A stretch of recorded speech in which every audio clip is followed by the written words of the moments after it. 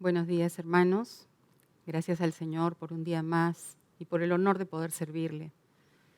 Y el título de esta prédica es Hay camino que al hombre le parece derecho, pero su fin es camino de muerte.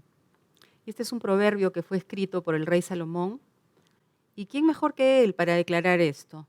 Cuando se dio cuenta hasta dónde había descendido por desviarse del camino de Dios, decidiendo hacer las cosas a su manera. Un rey que había empezado de lo más bien humilde, sujeto a la voluntad de Dios, hijo del rey David, imagínense, y que cuando el Señor le dijo, pídeme lo que quieras, porque veía ese corazón de él, Salomón le pidió sabiduría.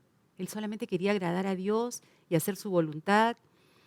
Y vemos cómo terminó este rey al que Dios había bendecido, prosperado y dado sabiduría más que a nadie en el mundo, porque eligió el camino equivocado. Estaba en el camino correcto, pero eligió el camino equivocado. Y hay un dicho que todos conocen que dice, todos los caminos conducen a Roma, ¿no? Y ni esto es verdad, que todos los caminos nos lleven a Roma, ni tampoco que todos los caminos nos lleven a Dios. Así que el único camino que nos lleva a Dios es Jesucristo. Dice que solamente a través de Él. Y en Juan 14:6, Jesús le dijo, yo soy el camino y la verdad y la vida.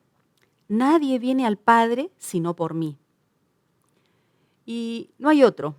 Si decidimos seguir su camino, entonces tenemos que estar dispuestos a hacer su voluntad, ya no la nuestra, o sea, negarnos a nuestra voluntad, pero es una decisión y depende únicamente de nosotros, porque nosotros ya no,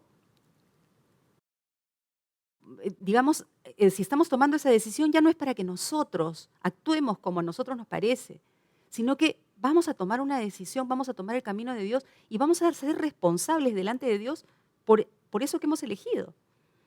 Y el hecho de que la mayoría de la gente siga uno u otro camino eh, es porque tal vez muchas de las cosas nos las enseñaron, las hemos heredado, ¿no? Y todo lo que nos enseñaron a nosotros lo repetimos nosotros.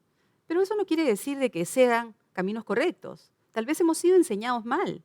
De hecho, ha sido así, con la mejor intención, pero hemos sido enseñados mal en muchas cosas.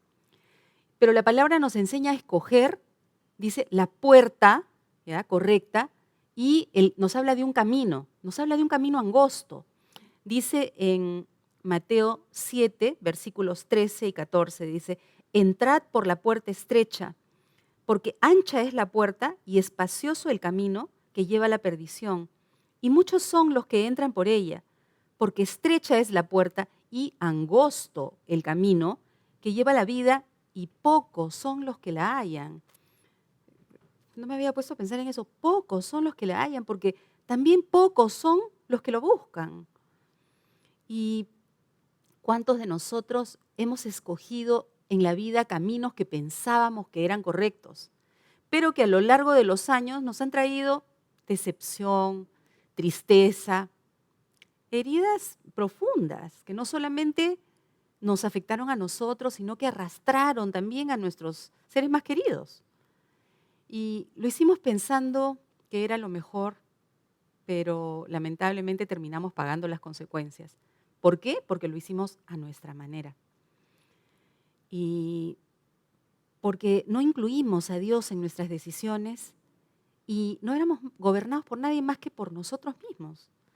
Y es fácil decir de la boca para afuera que creemos en Él, pero no nos sometemos ni le terminamos dando el control de nuestras vidas.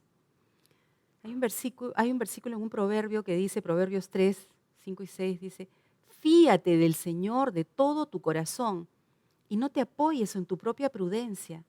Reconócelo en todos tus caminos y Él enderezará tus veredas. Y el Señor quiere que confiemos en Él, que nos dejemos guiar. Nos pide que no confiemos en nosotros mismos. O sea, abiertamente dice que no nos confiemos de nosotros, que nos confiemos de Él. Y dice, ni en ese camino, ni siquiera en ese camino que nos parece derecho. Porque si no, vamos a volver a patinar y a cometer los mismos errores que hemos cometido en el pasado. Y Él nos llama a buscarlo y a reconocer que necesitamos de Él en todo lo que hagamos. Y como consecuencia hay un versículo lindo también que dice que Él va a enderezar ese camino torcido, como hemos leído hace un momento, ese camino torcido y luego va a enderezar esas sendas para que podamos caminar por ellas. Pero lamentablemente nosotros estamos inclinados a querer hacer las cosas como nosotros queremos. Y en Proverbios 19:3 dice, la insensatez del hombre tuerce su camino y luego contra Dios se irrita su corazón. O sea, nosotros hacemos mal las cosas porque las hacemos a nuestra manera. Pero luego, cuando tenemos la consecuencia, ahí de frente vamos a reclamarle a Dios o nos irritamos contra Dios, que por qué ha podido permitir Él algo así. Y cuando no incluimos al Señor en nuestras decisiones, por más buenas y cuerdas y sensatas que parezcan, pero hay insensatez, porque hacemos las cosas como a nosotros bien nos parece y terminamos en caminos equivocados. Y nos molestamos a Dios, ¿no? Terminamos reclamándole, ¿no? Y lo más triste es que podemos volver a cometer esos mismos errores y seguir creyendo que nuestros caminos son derechos, que no hemos hecho mal. Dice, hay una porción en las Escrituras que dice que somos muchas veces como perro que vuelve a su vómito. Qué feo, ¿no? Y también dice que somos como la puerca lavada que regresa a revolcarse en ese barro, ya está limpiecita, pero regresa a revolcarse en ese barro. Y muchas veces no queremos escuchar y persistimos en hacer las cosas como nosotros queremos. Y más tarde o más temprano viene lo que tenía que venir, ¿no? La consecuencia de nuestras malas decisiones. Y yo siento que el Señor, por lo menos a mí, siento que muchas veces cuando quiero hacer mi voluntad, me viene este salmo a mi memoria en este momento que dice, no seáis como el caballo o como el mulo sin entendimiento que han de ser sujetados con cabestro y con freno, porque si no, no se acercan a ti. O sea, nosotros no queremos que el Señor nos hable cuando se nos ha metido en la cabeza que queremos hacer algo, ¿no? Y de verdad, hermanos, nos volvemos como ese mulo sin entendimiento, chúcaro que no quiere moverse de donde está. Y aunque el Señor ya nos mostró en el pasado que nuestra decisión fue equivocada, es muy sutil y empezamos a manipular nuestro corazón. O muchas veces permitimos que sea manipulado, porque es más fácil que alguien te aconseje hacer algo que seas tú mismo. Entonces es más fácil decir, ¿no? Como Adán, la mujer que me diste, ¿no? Me aconsejó esto. Y después nosotros mismos queremos decir, no, pero esta vez es diferente a la anterior, ¿no? Esta vez sí es voluntad de Dios porque encima me ha aconsejado alguien, ¿no? Algún hermano, ¿no? Y de verdad que este estado es muy peligroso porque, como les dije, de una manera muy sutil queremos dominar y obligar al Señor a que nos dé el pase para hacer algo que nosotros en el fondo de todas maneras ya habíamos decidido que íbamos a hacer. Y nos da amnesia, perdemos la memoria y no queremos recordar que el Señor ya nos llamó la atención y el precio que tuvimos que pagar para seguir nuestro camino. Y esto me hace pensar, ahora que estamos a punto de tomar una decisión tan importante que va a marcar la historia y el destino de nuestro país, que tenemos dos caminos. Vamos a escoger el camino que a nosotros nos parece derecho o el camino que es derecho a los ojos de Dios. Y en esto tenemos que meditar bastante, no es una decisión ligera. Y esto no tiene que ver con los candidatos, porque en realidad ninguno es ideal, ¿no? Todos tienen su mochila bien pesada. Y se trata de poner en primer lugar los principios de Dios. Yo creo que todos, más aún los que tenemos ya algunos años y hemos visto pasar varios gobiernos, ya hemos visto y hemos seguido viendo las consecuencias funestas de no haber elegido bien. Pero a veces tenemos también resentimiento por lo que hemos vivido. Tal vez a muchos de nosotros nos ha tocado vivir, no sé, quién sabe, la reforma agraria o cosas que realmente nos han afectado, ¿no? Y ya ha habido pues gran pérdida. Y no solamente en lo político, sino también en lo cotidiano, tenemos la tendencia a repetir esos errores, porque, como ya les dije, pensamos, no, esta vez no va a ser así. Es como que el que tomaba promete que ya no va a tomar, ¿no? El que maltrataba, igual, ya no va, y el que mentía ya no va a mentir, ¿no? Cuando eso está en el corazón de uno, y que si no pedimos la ayuda de Dios, no lo vamos a poder quitar. Y aún siendo cristianos, cometemos estos errores y arrastramos a nuestros propios hermanos en la fe sin quererlo, o quién sabe, a veces queriéndolo, ¿no? Tratando de influenciarlos en lo que nosotros nos parece.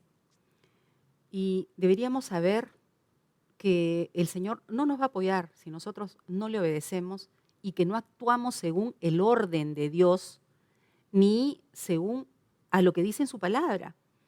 Y hay algunos ejemplos en la palabra de esto. Y el primer ejemplo es Abraham. Todos lo conocemos, un hombre de Dios, ¿no? Que la palabra habla cosas maravillosas de él. Y su esposa Sara, una mujer sumisa, sujeta a su esposo, tanto que dice la palabra que lo llamaba Señor. Y sabemos que Sara era estéril, pero Dios le había prometido que le daría un hijo. Para hacer el cuento corto, hermanos, porque es una historia preciosa, ¿no? De todos los detalles que llevan a que ellos realmente se den cuenta que es una promesa que viene de parte de Dios. Sin embargo, el tiempo pasaba y la fe de ambos se iba debilitando, ¿no? Y ella también veía, se daba cuenta de su condición, porque nos miramos a nosotros mismos y vemos cuál es nuestra condición en ese momento y decimos, no, o sea, no hay forma que Dios pueda revertir esto, ¿no? Como estamos viendo ahora en las elecciones, ¿no? Y queremos nosotros poner de nosotros mismos, y Sara decide no esperar más y darle una ayudadita a Dios. Y le propone a Abraham que tenga un hijo con su esclava, Agar. ¿Quién sabe lo que le dijo exactamente? Tal vez que sentía que era una cosa, digamos, que venía de parte de Dios, que ella lo había sentido, que no estaba mal, ¿no? Que tal vez Dios no se había referido a un hijo que no era de sangre, que tal vez podía ser un hijo de otra. No sabemos en realidad. Lo cierto es que esta sumisa mujer, que era conocida por ser sumisa, logró influenciarlo y logró convencerlo de hacer como ella quería. Y si bien esto era hasta cierto punto normal en esa época, no creo que Abraham haya puesto mucha resistencia ante el pase que le estaba dando su propia esposa, ¿no? Para acercarse a la esclava.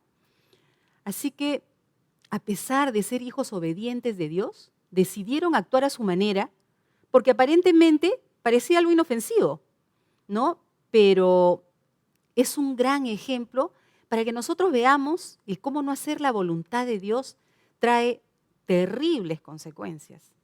Y podemos ver en ese caso que nació Ismael, años después nació Isaac, pero vemos el conflicto que hay hoy en día, ¿no? Por esa consecuencia. Ella no quiso, digamos, esperar el tiempo que Dios le había dicho. Y a pesar de su incredulidad, Dios fue fiel y cumplió con ella y la hizo fructificar en su vejez. Pero vemos que cuando Isaac crece un poco, Agar ya se siente con toda la autoridad y ya se sentía la señora de Abraham, y comenzó a menospreciar a Isaac, porque ya tenía a su hijo, que era pues, el primogénito, ¿no? Y comienza a burlarse de él delante de su patrona. Y ahí Sara actúa rápidamente y le pide a Abraham que eche a la egipcia y a su hijo Ismael. Y hay un versículo en Génesis 21, del 9 al 12, que dice, y vio Sara que el hijo de Agar, la egipcia, el cual ésta le había dado a luz a Abraham, se burlaba de su hijo Isaac. Por tanto, dijo Abraham, echa a esta sierva y a su hijo, porque el hijo de esta sierva no ha de heredar con Isaac mi hijo. Este dicho le pareció grave en gran manera a Abraham a causa de su hijo. Entonces dijo Dios a Abraham, no te parezca grave a causa del muchacho y de tu sierva. En todo lo que te dijere Sara, miren lo que le dice el Señor, oye su voz, porque en Isaac te será llamada descendencia. Y obviamente Abraham tendría pena por su hijo, pero Dios le habló y le dijo esta vez que escuche la voz de su esposa, porque era necesario hacer un corte y marcar una diferencia entre ese hijo que Dios le había dado, Isaac, que era el hijo de la promesa, con el hijo de la esclava. Y Abraham, con el dolor de su corazón, decidió obedecerle a Dios. Así que tomó unas provisiones y los despidió. Y Dios sabía que tenía que cortar con esos lazos sentimentales para cumplir su propósito. Y es difícil cortar con lazos sentimentales porque nuestras emociones más profundas están involucradas. Pero el Señor sabe qué cortes son importantes y buenos para nosotros, ¿no? Y Él mira más allá, la visión del Señor es a largo plazo, no es limitada como la nuestra. Y debemos ser obedientes y confiar, ¿no? Pero hubieron tremendas consecuencias para el pueblo de Israel hasta hoy, que siguen en esa disputa, en esa guerra espiritual. Y vemos un segundo ejemplo, que es la vida de Noemí. ¿Qué pasó con ella y con su familia? Dice la palabra que hubo gran hambre en Belén, donde vivían ella y su esposo Elimelec.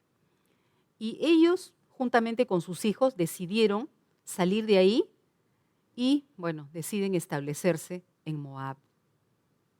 O sea, ellos salieron de Belén, que como muchos saben quiere decir la casa del pan. Ahí estaba la casa de la provisión. Ahí estaba la presencia del Señor en Belén.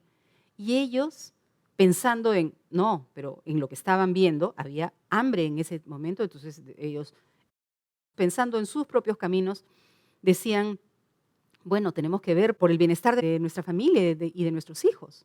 Entonces ellos actuaron a su parecer y se mueven nada más y nada menos que a Moab, un sitio totalmente pagano, apartado de Dios, enemigos. Pero ellos decidieron buscar esos rumbos a pesar de que el Señor les había prometido en su palabra vez tras vez que no los dejaría ni los desampararía. Pero ellos tomaron su decisión. Tal vez tuvieron miedo y a ellos les parecía que era el camino correcto, ¿no? Pero no lo era y se alejaron de la voluntad de Dios y de su presencia. Y literalmente esta decisión se convirtió en un camino de muerte para esta familia, porque dice en la palabra que terminaron muriendo Elimelec, el esposo, y los dos hijos de Ruth, que cuando habían estado ahí se habían llegado a casar con moabitas. Ya habían hecho alianza, o sea, ya se habían mezclado con ese pueblo. Y la única sobreviviente de esa familia fue Noemí, que quedó en el más absoluto desamparo. Como dice un dicho mundano, fueron por lana y salieron trasquilados. Y ellos fueron por comida, fueron por una mejoría aparente, pero ahí encontraron su desgracia. Y al poco tiempo dicen que Noemí escuchó que el Señor ya había suplido, que estaba dando provisión a su pueblo en Belén. Imagínense cómo se habrá sentido ella de saber que ellos por una mala decisión había perdido prácticamente todo. Y que el Señor había cumplido, así como se había demorado supuestamente, aunque todo lo que Dios hace es en el tiempo perfecto para tratar nuestras vidas, como se había demorado en darle ese hijo tan ansiado a Sara, también había pasado un tiempo, pero Dios no los desamparó. Allí estaba nuevamente dando su provisión a sus hijos. Y verdaderamente fue una tragedia lo que le sucedió, ¿no? Y dice que ella tenía amargura en su corazón y le entiendo. Murió su esposo, murieron sus hijos y no muy lejos de las situaciones que estamos viviendo hoy en día por el COVID. Y es peligroso porque podemos guardar un cierto resentimiento. A veces no lo exteriorizamos, pero tenemos ahí un cierto resentimiento hacia el Señor. Y lo cierto es que Noemí tenía ahora que tomar otra decisión, que era regresar. Y ya creo que la mayoría conocemos, dice que les pide a sus nueras que se regresen, ¿no? Que se regresen a sus vidas, que se regresen a sus dioses, a su familia. Y me extraña un poco su actitud porque ella conocía al Dios verdadero. Es cierto, estaba en amargura, pero a pesar de esa amargura y de ese dolor por su pérdida, podría haberles insistido a sus nueras que se fueran, no por acompañarla a ella, pero que se fueran a la presencia de Dios, ¿no? Que fueran a buscar al Dios verdadero. Pero nuevamente no sé si por amargura o por temor, porque tal vez sabía que los moabitas no eran bien recibidos, tenían sus costumbres paganas. Y es más, había un mandato, ¿no? En Deuteronomio 23:3 que dice, no entrará amonita ni moabita en la congregación de Jehová. Y ella estaba amargada y le echaba a Dios la culpa de su fatalidad, de todo lo que le había pasado. Tanto es así que en el versículo 1, en el capítulo 1 de Ruth, en el versículo 20, dice, porque en grande amargura me ha puesto el Todopoderoso. Ella sentía de que eso lo había propiciado el Señor, sabía. Las dos nueras habían vivido bajo esa influencia de esta familia creyente, pero vemos que a la hora de tomar la decisión que si regresarse a su vida pasado, continuar con su suegra y seguir al Dios de su suegra, ellas deciden tomar caminos diferentes. Orfa, una de las nueras, le da mucha pena de dejar a su suegra porque la quería. Y había sido su familia por un tiempo, pero ella sabía que lo mejor era regresar con su familia, con sus dioses, con sus ídolos. Y ahí quedó. La Biblia no vuelve a hablar de ella. Sin embargo, Ruth tenía otro corazón. Ella también había vivido lo mismo que había vivido Orfa, había visto lo mismo. Pero ella decide tomar otro camino porque ella sí había sido impactada por el Dios de su suegra. Y entonces toma una decisión totalmente inesperada, ¿no? Ella está dispuesta a dejar su vida atrás y no teme exponerse al vituperio, al maltrato, por ser moabita, porque ella lo sabía, ¿no? Ni tampoco le importó si iba a pasar por hambre, por frío. Ella solamente quería acompañar a su suegra y buscar al único Dios verdadero. Y me recuerda esto al llamado que Jesús le hizo a sus discípulos cuando les dice, en Mateo 16:24 dice, si alguno quiere venir en pos de mí, niéguese a sí mismo y tome su cruz y sígame. Y esto es lo que el Señor pide, ¿no? Así como Ruth, que dijo, claro, tengo a mi familia, me van a proteger, no me va a faltar comida, no me va a faltar, pero no, ella quiso buscar más allá. Y vemos, ¿no?, cómo la despedida fue triste, se separó de su suegra, Orfa lloró, pero fue algo más emocional y lamentablemente escogió el camino de muerte. Ella se regresó al paganismo de su cultura a seguir viviendo en esa oscuridad, en esas tinieblas de muerte. Y Dios en medio de todo tuvo misericordia de Noemí y le mostró ese camino de regreso a casa. Ahí estaba esperándola el Señor nuevamente con sus brazos abiertos. Y además que tenía un plan y un propósito. Él no quería destruirla. Fue una decisión que ellos tomaron. Pero ahí estaba el Señor, lleno de misericordia nuevamente. Y así es el Señor cuando ve que estamos saliéndonos del camino. Él usa ciertas circunstancias para que nos enrumbemos y regresemos otra vez a Él. Y si nosotros estamos dispuestos, Él va a enderezar nuestras veredas y nos va a llevar de regreso a ese Belén, a esa casa de pan donde hay provisión, donde hay protección. La Biblia nos muestra que es la voluntad de Dios, que cada uno de nosotros tome su propia decisión. Porque a fin de cuentas cada uno va a tener que asumir las consecuencias de la decisión que hayamos tomado. Hay una porción en Deuteronomio, capítulo 11. He aquí yo pongo hoy delante de vosotros la bendición y la maldición. La bendición si oyeres los mandamientos del Señor, que yo os prescribo hoy, y la maldición si no oyeres los mandamientos de Dios. Y os apartareis del camino que yo os ordeno hoy, para ir en pos de otros dioses ajenos que no habéis conocido. Mira que yo hoy he puesto delante de ti la vida y el bien, la muerte y el mal. Escoge pues la vida para que vivas tú y tu descendencia. Es escoger, es tomar esa decisión. Toda nuestra vida va a estar llena de decisiones que tenemos que tomar.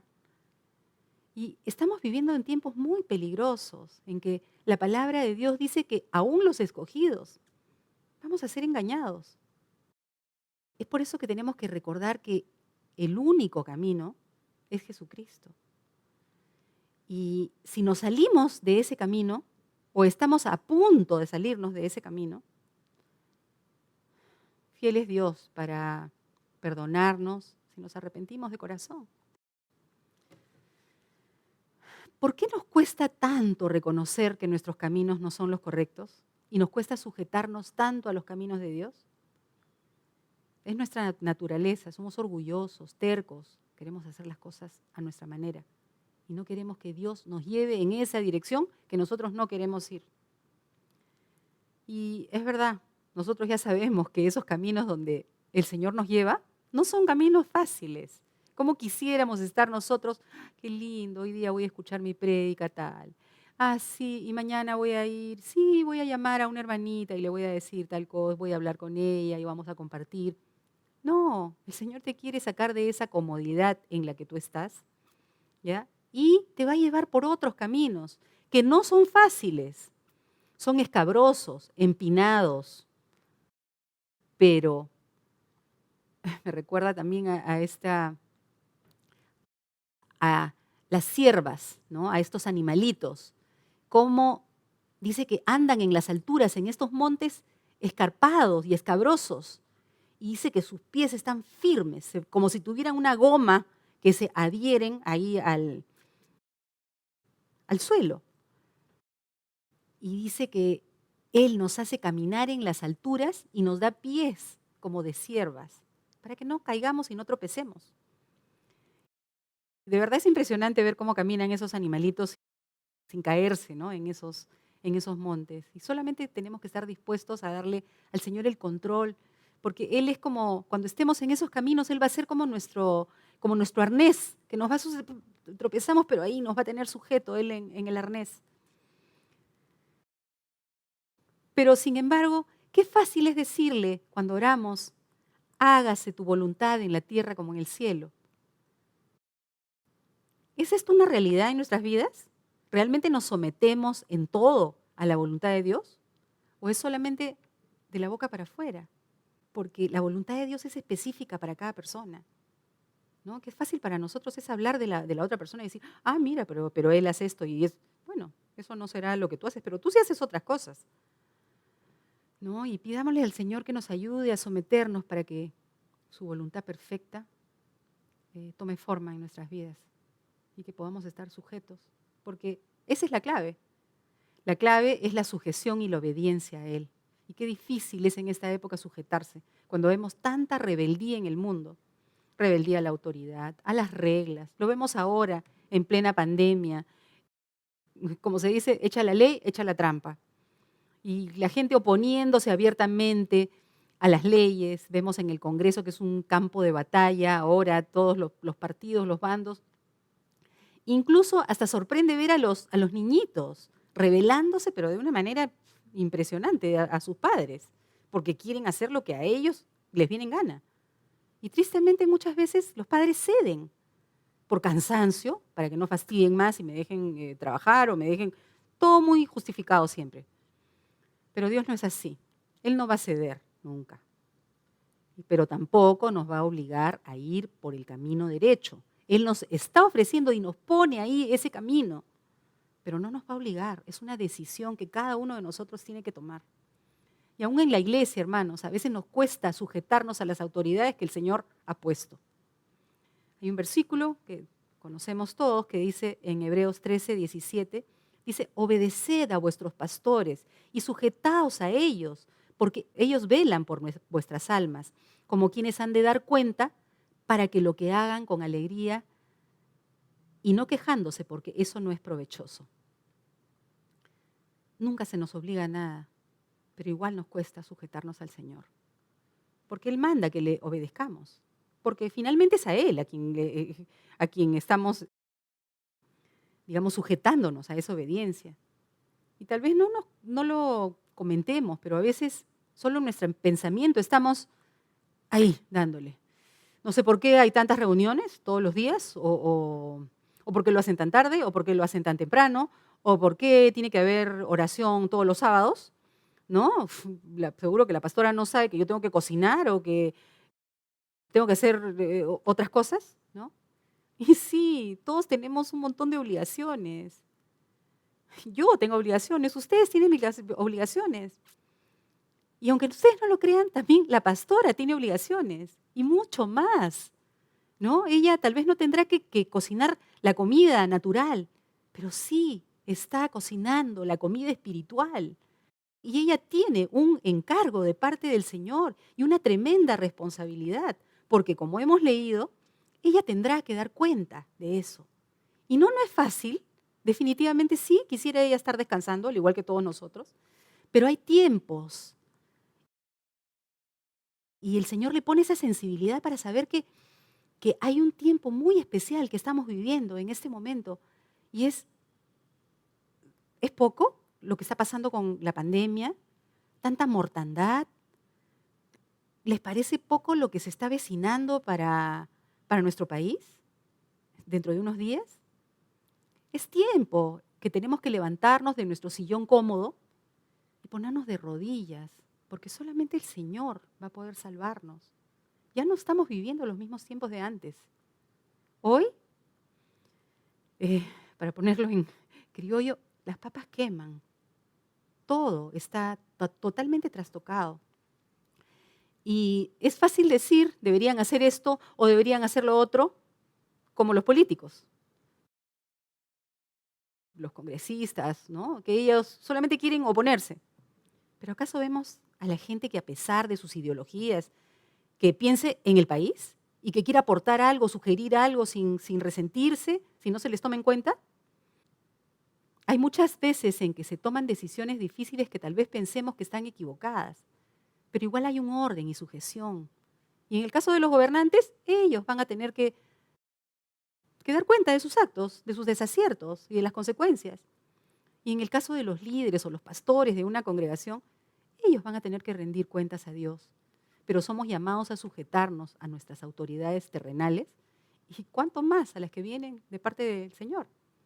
Así que dejemos de justificarnos, dejemos de quejarnos y de escuchar nuestras voces internas que nos murmuran para hacer lo contrario. Y hagamos un cambio. Vi un videíto de un periodista conocido que se quejaba diciendo, ¿por qué me están pidiendo a mí que yo hable por ustedes? Yo estoy haciendo mi parte, acá entrevistando a gente, haciendo mis comentarios, pero ustedes también hagan algo, hagan lo suyo, levanten sus voces, déjense escuchar, hagan un cambio, hagan algo por el país. Y ahora es lindo porque vemos hasta los viejitos que se han sumado, mandando sus videitos, animando al resto para ir a votar. Y en el Salmo número 1 dice, bienaventurado el varón que no anduvo en consejo de malos, ni estuvo en camino de pecadores. Esto quiere decir que no escogieron el camino de la muerte. Y más abajo dice, ni en silla de escarnecedores se ha sentado, sino que en la ley de Jehová está su delicia. Y en su ley medita de día y de noche. Porque escogió el camino correcto, porque tenía una comunión diaria con el Señor, que le permitía ver ese camino. Porque si no estamos en esa sintonía con el Señor, no vamos a ver y vamos a escuchar lo que nos dice el otro, o vamos a hacer las cosas como a nosotros nos parece. Dice que no solamente eso, sino que En la palabra dice bienaventurado, porque él aprendió a deleitarse en esas leyes de Dios. Ya no le eran gravosas esas leyes ni molestas, porque lo más importante para este salmista era agradar a su Señor. Más abajo dice, será como árbol plantado junto a corrientes de agua, que da su fruto en su tiempo y su hoja no cae, y todo lo que hace prosperará. Y dice que el camino para el que hace lo contrario es, no así los malos, que son como el tamo que arrebata el viento. Por tanto, no se levantarán los malos en el juicio, ni los pecadores en la congregación de los justos. Porque el Señor conoce el camino de los justos, mas la senda de los malos perecerá. O sea que esto nos queda claro, ¿no? El Señor nos llama a examinar las sendas de nuestros pies. Dice que para que todos nuestros caminos sean rectos. Y vemos el camino que eligió Ruth, que fue el correcto, el camino de Dios. Dijo, bajo cuyas alas has venido a refugiarte, dice en la palabra de Ruth, ¿no? Y Noemí, para ella, no fue solamente elegir a Noemí porque le daba pena y se había encariñado con ella. Ya había habido una conversión genuina e interna en ella y Dios vio su corazón. Aunque las leyes condenaban a los moabitas, pero ella fue valiente y quiso acompañar a su suegra. Y vemos cómo el Señor se encargó de cada uno de los detalles. La recibió, la hizo parte de su pueblo. Dice que la injertó. Y Dios hizo una tremenda diferencia entre una persona tan pagana como Ruth. Y vemos que el Señor no hace acepción de personas. Él injertó en su pueblo a personas más increíbles, ¿no?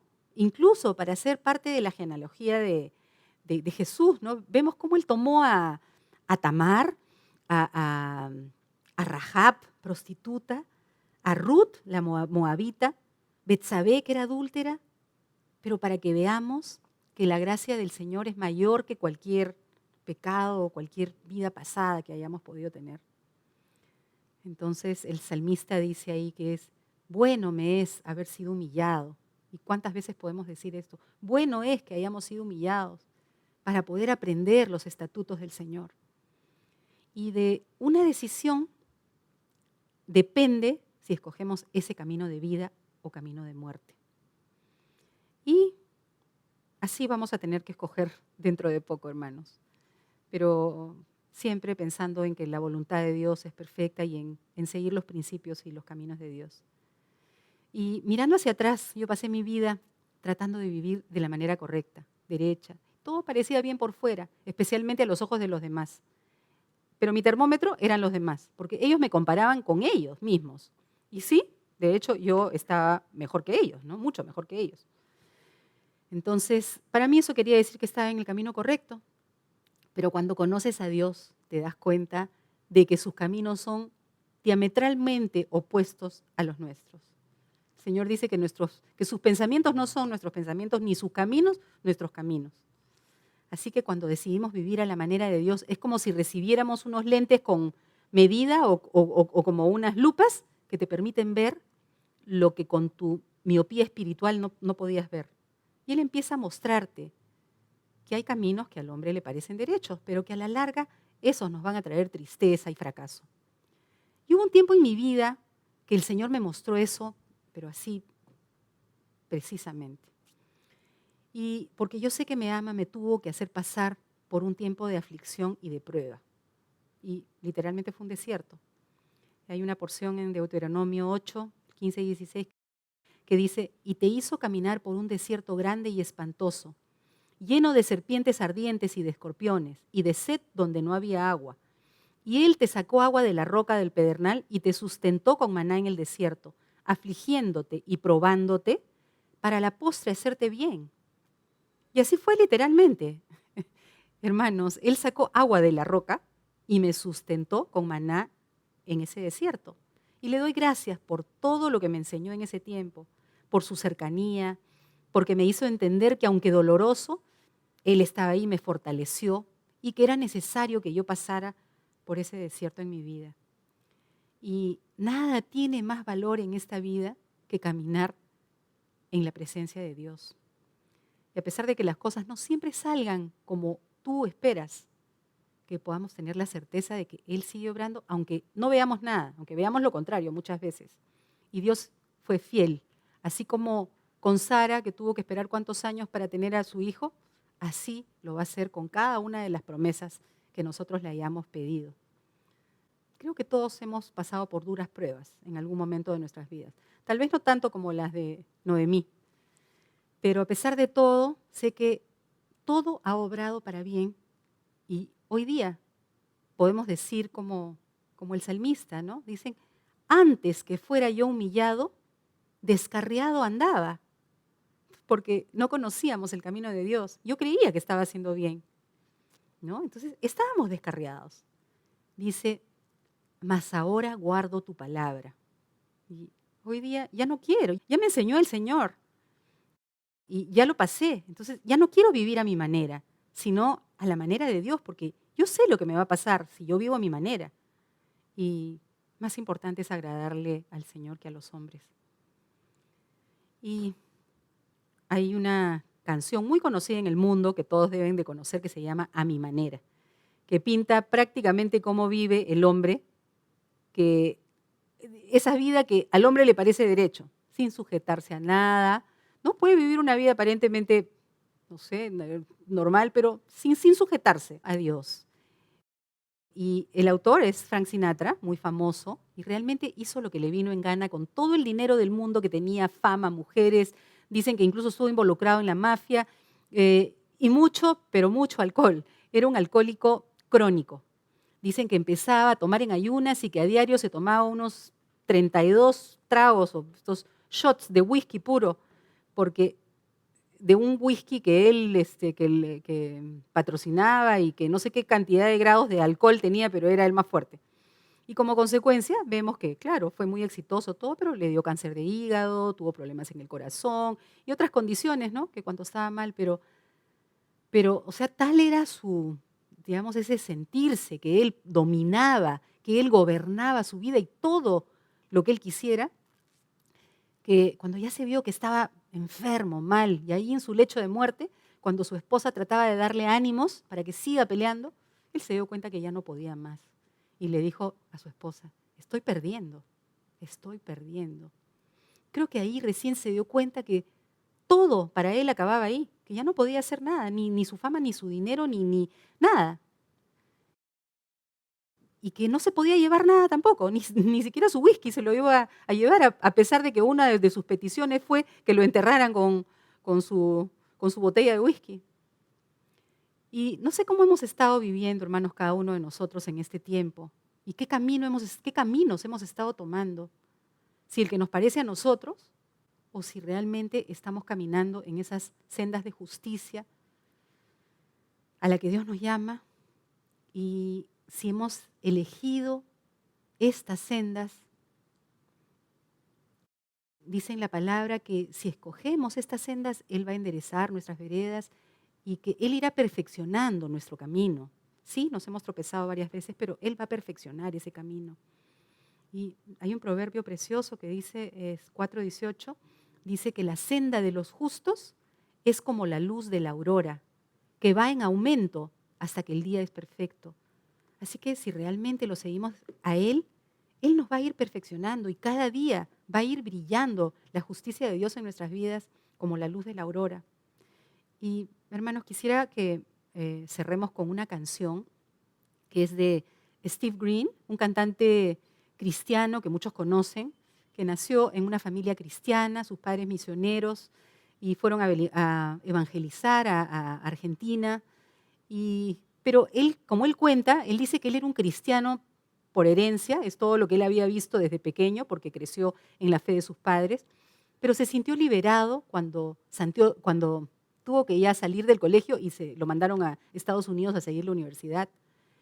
Y bueno, ahí se casó, ¿ya? Y como tenía talento, se unió a algunos grupos que cantaban música cristiana, pero le gustaba, él ya se proyectaba y se veía, ¿no? En los teatros en Nueva York, él sabía que tenía ese talento, pero solamente Dios sabe que él era cristiano por fuera y nadie sabe lo que él hacía en su vida real. Hasta que un día llega el hermano de él, quien también había empezado, se habían criado de la misma manera, ¿no? Tal vez no había tenido una conversión genuina, una conversión real, pero llega un momento en su vida que sí, efectivamente, el Señor tocó su corazón y se convirtió. Entonces él lo primero que pensó fue ir a ver a su hermano, y cuando fue a verlo no podía parar de hablarle de Dios y de lo que Dios había hecho en su vida, ¿no? Y que quería lo mismo para su hermano. Y dicen que Steve Green ya no lo soportaba, no quería escucharlo más, quería salir corriendo. Y le pidió que se callara, que ya no siguiera con lo mismo. Pero estas palabras fueron tocando poco a poco su corazón y seguramente vendrían a su, ¿no? Todo lo que sus padres le habrían inculcado habría venido a él, y dicen que por la noche, solo en su cuarto, se sintió confrontado. Dios le mostró su pecado y él se arrepintió. Recién ahí él pudo tener una conversión verdadera delante de Dios.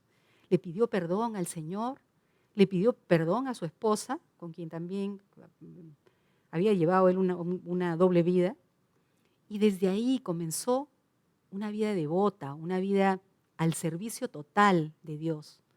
Y se dio cuenta que cuando uno se aparta de Dios, es capaz de cometer cualquier cosa y locura sin darte cuenta del peligro que existe, ¿no? Como Sansón, que por falta de tiempo no voy a ahondar, pero él pensó que estaba en el camino correcto y ni siquiera se dio cuenta cuando comenzó a descender y cayó en tremenda desgracia. Igual Steve, ¿no? Dicen que él dice que no se daba cuenta, que estaba ya al borde de ese precipicio cuando el Señor lo rescató. Y estaba a punto de perder tantas cosas, su familia, lo que más amaba. Y el Señor restauró todo en su vida y comenzó a poner todo en su lugar. Y esta canción precisamente habla de eso, habla de arrepentimiento, de reconocer ese tiempo que él había malgastado, porque había vivido en este pecado tan disfrazado que ni él mismo lo podía reconocer. Y también reconoce que el Señor en todo ese tiempo nunca dejó de amarlo. Y fue automáticamente restaurado, que lo rescató, así como ese hijo pródigo que regresó a la casa del padre, así como Noemí, que regresó a la casa del pan, ¿no? Belén. Y el Señor no permitió que se perdieran, porque en el fondo ellos tenían un corazón para Él. Y pidámosle al Señor, hermanos, perdón. Si no hemos estado yendo por ese camino que Él quiere que nosotros vayamos, por esas sendas, sin desviarnos ni a derecha ni a izquierda, pidámosle a Él que enderece nuestros pasos, que haga nuestros pies como de ciervas, para poder caminar en esas alturas sin titubear, sin caernos, sin mirar donde no debemos y perder el paso. Y para cerrar, quisiera ir a Proverbios 4, 11 y 12, dice: por el camino de la sabiduría te he encaminado, y por veredas derechas te he hecho andar. Cuando anduvieres, no se estrecharán tus pasos, y si corrieres, no tropezarás. ¿Por qué, hermanos? Porque Él va a cuidar de nosotros. Así como la gallina cuida a sus polluelos y nos refugiará debajo de sus alas amorosas. Que Dios los bendiga.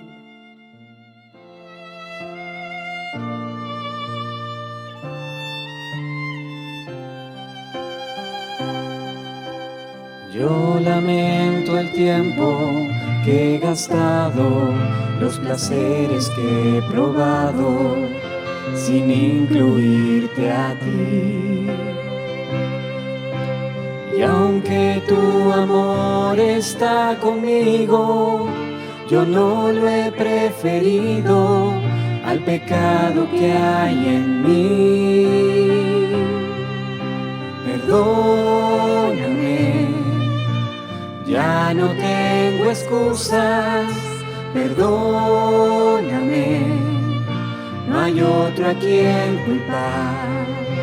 Y vuelvo a ti, a dar mi amor a Cristo, me humillo ante ti, perdóname.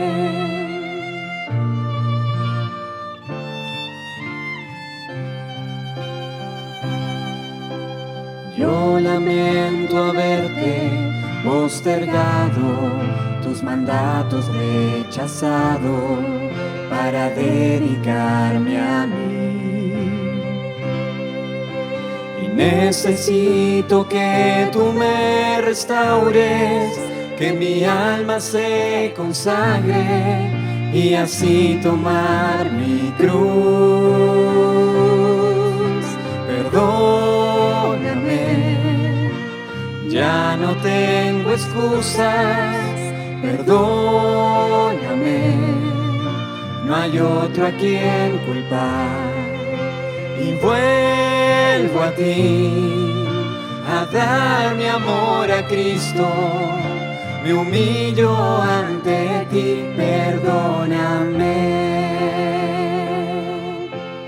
Gracias, gracias Señor. Gracias mi Señor Jesús. Gracias, gracias Señor. Gracias mi Señor Jesús. Me has tomado en tus brazos y me has dado salvación. De tu amor has derramado en mi corazón. No sabré agradecerte lo que has hecho por mí. Solo puedo darte ahora mi canción. Gracias, gracias Señor. Gracias mi Señor Jesús. Gracias, gracias Señor. Gracias mi Señor Jesús. En la cruz diste tu vida, entregaste todo ahí. Vida eterna regalaste al morir. Por tu sangre tengo entrada ante el trono celestial. Puedo entrar confiadamente ante ti. Gracias, gracias Señor. Gracias mi Señor Jesús. Gracias, gracias Señor. Gracias mi Señor Jesús.